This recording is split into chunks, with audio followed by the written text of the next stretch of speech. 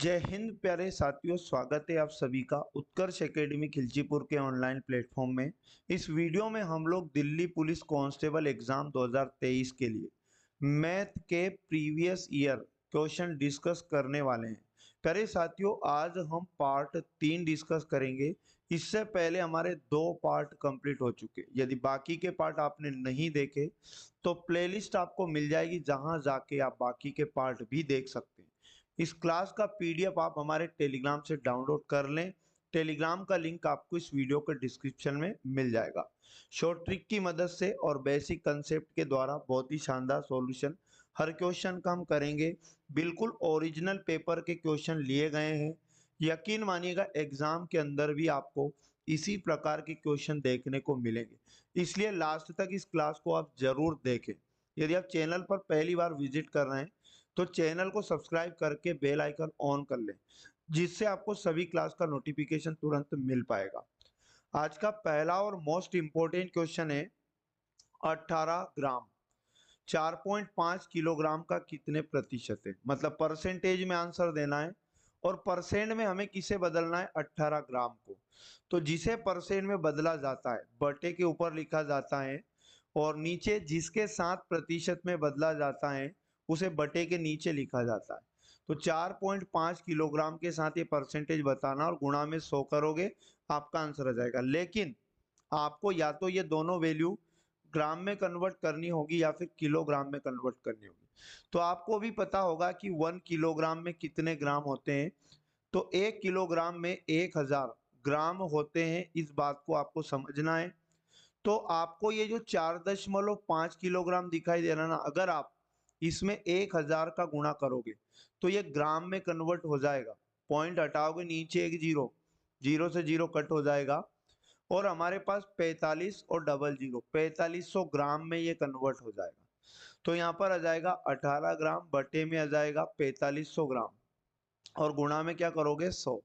तो आपका correct answer आ जाएगा। दो जीरो से दो जीरो काट देना, 9×5 = 45 और 9×2 = 18।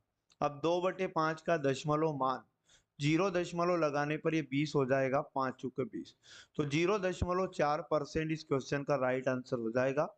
0.4% ऑप्शन नंबर 2 करेक्ट आंसर हो जाएगा।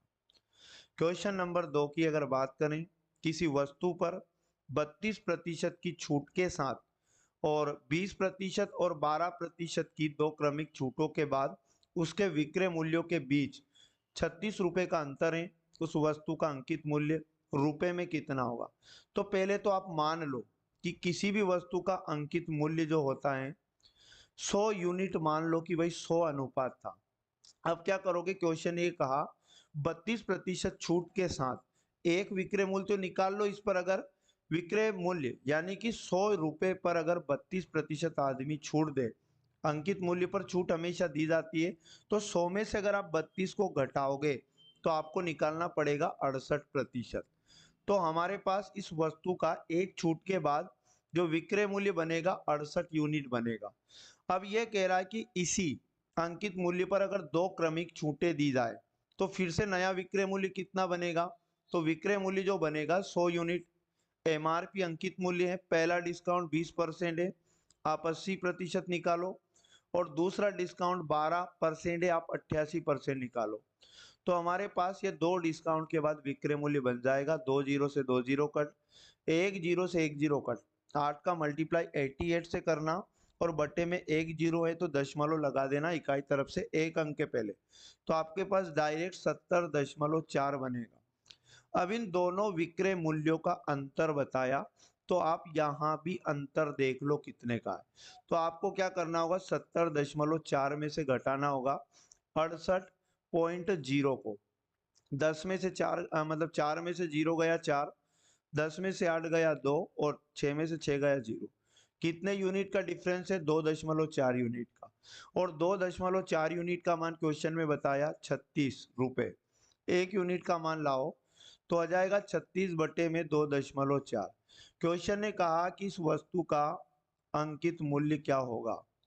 तो वस्तु के अंकित मूल्य की अगर बात करें तो 36 बटे 2.4 एक यूनिट के मान में आप 100 यूनिट का गुणा करना, 100 यूनिट का मान आ जाएगा। पॉइंट हटाएंगे, ऊपर एक जीरो, 4 छंग 24, 4 नाम 36 से 90 बनेगा। 6 से काटेंगे, 6 कम 6, 3 बचा, 6 पंज 30 और 15 गुणा 100 करने पर इसका अंकित मूल्य 1500 रुपए करेक्ट आंसर हो जाएगा। ऑप्शन नंबर 2 इस प्रश्न का बिल्कुल सही जवाब हो जाएगा। क्वेश्चन नंबर 3 की अगर बात करें, अति महत्वपूर्ण क्वेश्चन, एक आयताकार फर्श की लंबाई और चौड़ाई आपको क्वेश्चन में बताई है। इसे पूरी तरह से ढकने के लिए कम से कम कितनी वर्गाकार टाइल्स की आवश्यकता होगी। जब कभी ऐसा क्वेश्चन आए तो आपको क्या करना होता है, फर्श का जो क्षेत्रफल है इसमें भाग लगा देना, किसका, एक टाइल के क्षेत्रफल का, एक टाइल का क्षेत्रफल, इसका भाग लगाओगे तो आपके पास बराबर में क्या निकल कर आएगा, टाइलों की संख्या। बराबर में आपके पास टाइलों की संख्या निकल के आ जाएगी। अब क्या करोगे, क्षेत्रफल का फॉर्मूला आप सभी बहुत अच्छे से जानते होंगे कि लंबाई गुणा चौड़ाई होता है। ठीक है, तो फर्श की लंबाई क्वेश्चन में बताइए 14.35 गुणा चौड़ाई कितनी बताइए 11.55 मीटर, और बटे इसमें एक टाइल के क्षेत्रफल का भाग लगाना है। तो आप क्या करना, टाइल की लंबाई चौड़ाई नहीं दी है और टाइल कैसी है, वर्गाकार जिसकी सभी भुजाएं बराबर है।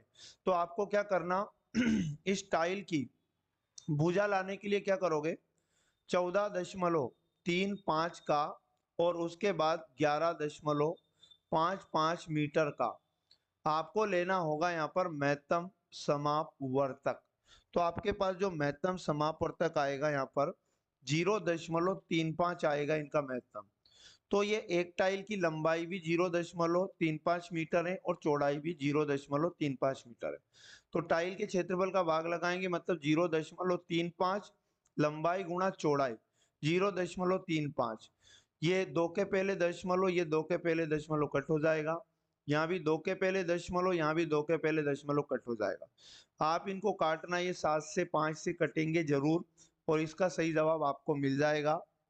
अगर आप इन सबका सोल्व करोगे तो 1353 इस क्वेश्चन का बिल्कुल राइट आंसर हो जाएगा। 1353 ऑप्शन नंबर 4 बिल्कुल सही जवाब है।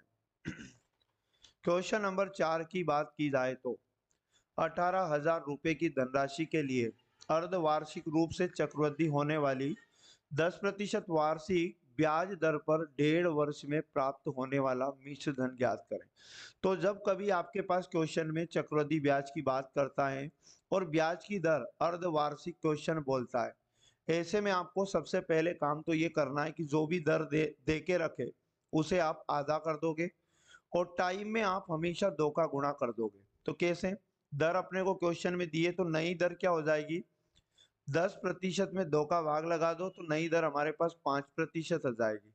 और टाइम कितना दे के रखा, टाइम कितना बनेगा, तो टाइम दिया क्वेश्चन में 1.5 वर्ष, इसमें आप क्या करना 2 का गुणा कर देना। ये पॉइंट हटेगा, नीचे एक जीरो, 2 से काटेंगे 2 पंज 10, 5 से डिवाइड करेंगे 15 को तो 5 3 15, यानी टाइम आ जाएगा 3 वर्ष। अब क्या करना होगा आप लोगों को 5% की दर से 3 साल का मिश्र धन लाना है। तो आपको मूलधन भी दिया क्वेश्चन में 18,000, मिश्र धन लाना है, डायरेक्ट आएगा 18,000 का पहले साल ब्याज लगेगा 5%, 100% मूलधन था, 5% ब्याज लगेगा तो मिश्र धन 105% आएगा। 2 साल है तो 2 बार 105% निकालो, 3 साल है 3 बार निकालो, 105/100 गुणा में 105/100। सिंपली क्या करना है, 3 जीरो से 3 जीरो कट कर देना, यहाँ 5 दूनी 10 हो जाएगा, 5 दूनी 10, 5 एकम 5, 2 से 18 को काटेंगे 9 बार कटेगा। ठीक है, आप इन सब ऊपर ऊपर वाले का गुणा कर लेना, बटे में 100 है, इकाई तरफ से 2 अंक के पहले क्या लगा देना, दशमलव, तो आपका सही जवाब आ जाएगा। और आपका इन सबको सोल्व करने पर जो राइट आंसर आएगा 2083, उसके बाद में 7 और 0.25, यानी कि ऑप्शन नंबर 4 इस क्वेश्चन का बिल्कुल करेक्ट आंसर हो जाएगा। क्वेश्चन नंबर 5 की अगर बात करें तो एक व्यक्ति अपनी आय का 75% खर्च करता है। यदि उसकी आय में 50% की और व्यय में 80% की वृद्धि होती है तो उसकी मासिक बचत में कितने प्रतिशत की वृद्धि या कमी होगी। तो आप क्या करो, एक तो होती है आय को लिखो, एक होता है व्यय, व्यय को हम खर्च भी कहते हैं, और एक होती है बेटा बचत। क्या होती है? बचत होती है। आय मान लो कि 100 रुपए थी किसी आदमी की, क्वेश्चन ने ये बोला शुरू में 75% खर्च करता है। अब 100 का 75%, 75 रुपए खर्च कर देगा तो 75 ही आएगा खर्च में। 100 में से अगर कोई व्यक्ति 75 खर्च कर देगा तो बचत कितनी आएगी? 25 यूनिट। अब क्वेश्चन ने क्या बोला कि यदि आय 150, आय में 50% की और व्यय में 80% की वृद्धि होती है, तो आय 50% बढ़ाना मतलब 100 को 50% बढ़ाना है तो डायरेक्ट 50 बढ़ा दो, 150% नई आय आ जाएगी। और क्वेश्चन ने बोला कि खर्च जो 80% वृद्धि करना है, तो 75 था पहले खर्च, ये अपने आप में 100% था, इसे 80% बढ़ाना तो डायरेक्ट आप इसका 180% निकाल लो। 25 या 75, 25 चुक 100, 4 से काटेंगे, 4 चुक 16, 2 बचा, 4 पंज 20, 3 का गुणा करो 45 से, 3 पंज 15, कैरी 1, और 3 चुक 12 और 1 13, जो खर्च आया 135 बना। अब नई बचत अपने पास आ जाएगी, तो 150 में से 135 को घटाना तो हमारे पास कितना बचेगा? 15। नई बचत कितनी आ गई हमारे पास? 15 यूनिट आ गई। तो प्यारे साथियों, बचत में क्या हो गई? कमी। और बचत में कमी कितने की हो गई? 25 से 15 रह गई, मतलब 10 यूनिट की। क्वेश्चन ने ये कहा कि बचत में कितने प्रतिशत की कमी हुई, इस कमी को प्रतिशत में बदलना है तो इसे बटे के ऊपर लिखो। किस पर हुई ये कमी? 25 पर, और गुणा में 100 करो तो ये परसेंट में कन्वर्ट हो जाएगा। 25 से कट करेंगे, 25 चुक 100, 4 टेन जा होता है 40, 40% की कमी आ जाएगा। 40% की कमी, ऑप्शन नंबर 4 करेक्ट आंसर हो जाएगा। क्वेश्चन नंबर 6 की अगर बात करें तो एक परिवार में दादा दादी, माता पिता और 2 पोता पोती हैं। दादा दादी की औसत आयु 69 वर्ष है, माता पिता की औसत आयु 39 वर्ष है, और पोता पोती की औसत आयु 9 वर्ष है। पूरे परिवार की औसत आयु कितनी है? कोई भी दिक्कत नहीं है, आपको यहाँ पर क्या करना है, दादा दादी का औसत दिया है तो आप योग निकालो। और औसत के केस में योग कैसे आता है? आंकड़ों की संख्या, आंकड़ों की संख्या में क्या करना, आप औसत का गुणा करना तो आपके पास योग आ जाएगा। तो आप योग निकालो पहले दादा दादी का, दादा प्लस दादी, दोनों की आयु का योग कितना बनेगा? तो 69 में 2 का गुणा करना, क्योंकि दो डेटा का औसत है 69, 2 इनाम 18, कैरी 1, 2 चंग 12 और 1 13, 138 वर्ष योग आएगा। फिर आगे बोला माता पिता का औसत, क्वेश्चन में बोला माता प्लस पिता का औसत, तो माता पिता की बात करें तो औसत 39 है, और 39 में अपने को गुणा करना होगा 2 का, तो 2 इनाम हो जाएगा यहाँ पर 18 के 8, कैरी 1, और 2 तिया 6 और 1 कितना 7, 78 वर्ष इनका योग बनेगा। आगे पोता पोती क्वेश्चन में बोला और इनका औसत 9 है तो इनका भी योग निकाल लो, तो पोता प्लस पोती, तो पोती, और इनका योग कैसे आएगा? जब आप 9 का गुणा 2 से करोगे तो 18 वर्ष। ठीक है। अब क्या करो, आप पूरे परिवार का औसत बताना है। और दोस्तों मैं आपको बता दूं, कभी भी आपको औसत लाना है तो आपको क्या करना पड़ेगा, योग में जो आंकड़ों का योग होगा उनमें आंकड़ों की संख्या का भाग लगाना होगा। तो पूरी परिवार का योग निकाल लो, मतलब जोड़ लो इस सारे योग को, तो 138, 78 और 18 को अगर आप जोड़ोगे तो आपके पास बनेगा 234। तो आंकड़ों का योग हमारे पास बना 234, और आंकड़ों की संख्या कितनी है? तो दादा दादी 2 लोग हैं, 2 लोग नीचे, 2 लोग नीचे, 2 4 6, टोटल डेटा कितने हैं? 6 का भाग लगाना, नया औसत आ जाएगा। 6 18, 3 बार कटेगा, 5 बचा, 6 नवे की 54, 39 वर्ष इनका औसत आ जाएगा। ऑप्शन नंबर 2 करेक्ट हो जाएगा। क्वेश्चन नंबर 7 की बात की जाए तो दो साइकिलों के मूल्यों के बीच में अनुपात 7:8 था।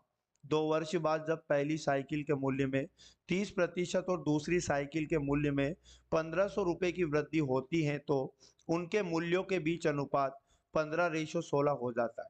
दूसरी साइकिल का वास्तविक मूल्य कितना था? तो आप क्या करो, पहले तो इनका मूल्य मानो। कैसे माना मूल्य?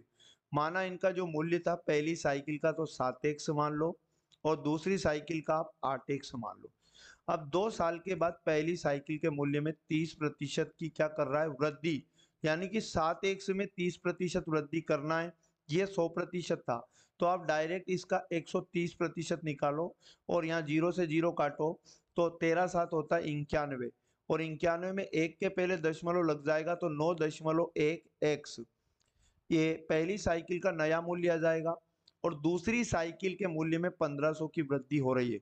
दूसरी साइकिल का मूल्य कितना था, 8x, इसको कितना बढ़ाना है, 1500, तो ये दूसरी साइकिल का नया मूल्य आ गया। तो आप क्या करो, पहली साइकिल का नया मूल्य बटे में लिखो दूसरी साइकिल का नया मूल्य 8x प्लस 1500, ठीक है।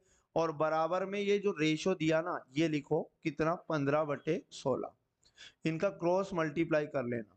आप क्या करोगे, 16 का गुणा किससे करोगे, 9.1 से, तो आपके पास आ जाएगा 145.6।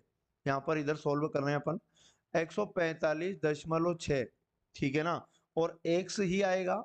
और उसके बाद में आपको बता दूं, बराबर की जगह बराबर लगाना, 15 का गुणा नीचे करोगे तो 15×8 = 120x, और प्लस है प्लस, 15×15 करोगे 225 और डबल जीरो, 15 का वर्ग 225 डबल जीरो, एक से x को घटा लेना, तो क्या करना, 145.6x में से घटाना 120x को, और बराबर में रह जाएगा 225 डबल जीरो।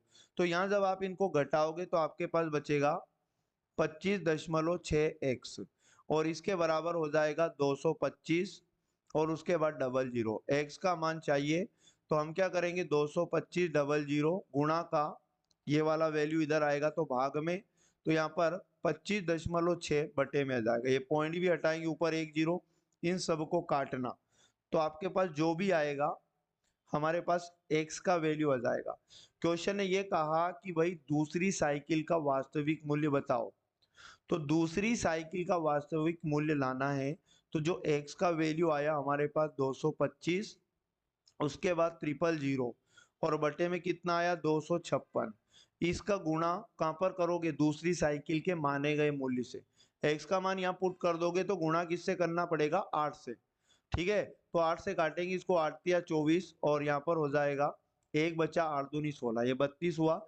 इनको भी काटना, तो आपका बराबर आंसर आ जाएगा 7031 और 0.25, 7031.25, 7031.25, ऑप्शन नंबर 3 इस क्वेश्चन का बिल्कुल राइट आंसर हो जाएगा।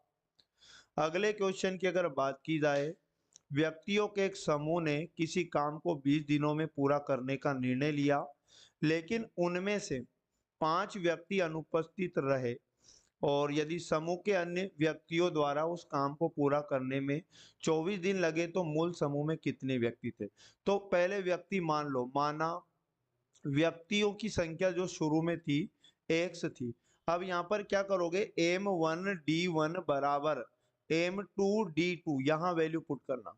m1 का मान प्रारंभ में x व्यक्ति थे, d1 का मान दिनों की संख्या 20 थी, बराबर m2, क्वेश्चन बाद वाले व्यक्ति की बात ये कर रहा है कि 5 व्यक्ति अनुपस्थित रहे। शुरू में x लोग थे, 5 व्यक्ति अनुपस्थित रहे, तो x - 5 करेंगे, और गुणा d2, बाद वाले दिनों की संख्या 24 हो जाएगी। तो यहाँ पर हो जाएगा 20x बराबर 24 गुणा x हो जाएगा 24x, और -24×5 होता है 120, 20x चला जाएगा 24x में से, तो 4x बचेगा, माइनस का 120 इधर आकर प्लस का हो जाएगा। x का मान चाहिए, गुणा का 4 इधर भाग में, 4×3 = 12, x = 30 आ जाएगा। क्वेश्चन ने कहा मूल समूह में कितने व्यक्ति थे, तो x माने थे, और x का मान कितना आया, 30, 30 is the right answer, option number 4। तो प्यारे साथियों, आज की इस क्लास में हम लोग इतने ही क्वेश्चन करेंगे, तो पर डे इस क्लास के साथ आप जुड़ जाए। यकीन मानिएगा, आपको सभी पेपर में आए हुए सभी प्रकार के क्वेश्चन इस क्लास के माध्यम से कंप्लीट करवा दिए जाएंगे। बस आप प्रतिदिन इसे आप जरूर लगाएं। आपको जो भी डाउट रहे आप हमें कमेंट करके जरूर बता सकते हैं, और चैनल पर पहली बार आए तो चैनल को सब्सक्राइब करके बेल आइकन ऑन कर ले, जिससे आपको सभी क्लास का नोटिफिकेशन मिल पाएगा। मिलेंगे नेक्स्ट वाले पार्ट में, तब तक पढ़ते रहें। जय हिंद, जय भारत, वंदे मातरम।